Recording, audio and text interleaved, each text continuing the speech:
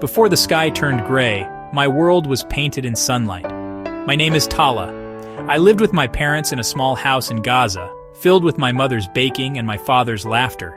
My favorite place was outside, beneath an ancient olive tree whose leaves whispered secrets to the wind. My mother said the tree had watched over generations of our family. Under its shade, I felt safe, doing homework or dreaming as clouds drifted by. My mother was the heart of our home, always busy, always singing, her words a comforting blanket. Be like the olive tree, Tala. Its roots run deep, it stands through every storm. Hope was real then, in fresh bread, in my father's stories, in the steady presence of our tree. Inside our walls, there was peace. I believed it would last forever. I held on to that feeling, as strong as the roots of the tree itself. The change came suddenly with a sound that tore the sky apart. The ground shook, windows rattled, and my father pulled me close. My mother's arms wrapped around us, her humming silenced by fear. The world outside became a monster, roaring and shaking our home. We huddled together as explosions drew closer, dust filling the air. I tried to imagine I was under my olive tree, but there was no escape. Then the loudest blast, a blinding flash, a deafening roar and darkness. I remember falling, buried in rubble, calling for my parents. My father found me, hurt but alive. We searched for my mother, calling her name. Only silence answered. Our house was gone, and so was she, the heart of our home. The sky had fallen, leaving only a terrible, empty quiet. The world of sun and songs was gone. All that remained was loss. My father and I left the ruins of our home, joining others in a long line to a school-turned-shelter. The schoolyard was crowded with tents, families packed close together. Life became waiting for bread, for water, for a turn in the bathroom. At night, I missed my bed, my room, the quiet of home. My father tried to be strong, but his stories were heavy with sadness.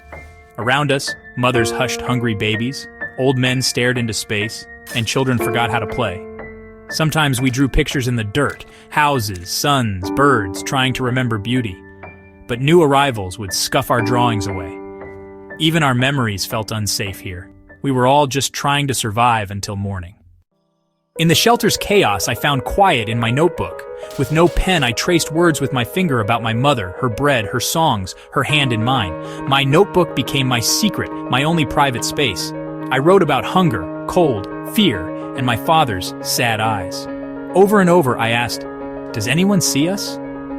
One day, a doctor with kind eyes noticed me and, understanding, gave me a blue pen. With it, my words became real, filling page after page with grief and memories. I wrote about the olive tree, the faces in the shelter, the taste of stale bread. Writing made my sorrow lighter, a way to shout into the silence, hoping someone would hear. My words became my hope. Sometimes white trucks brought food, blankets, and medicine. Their arrival was chaotic hope, brief comfort in a world of fear.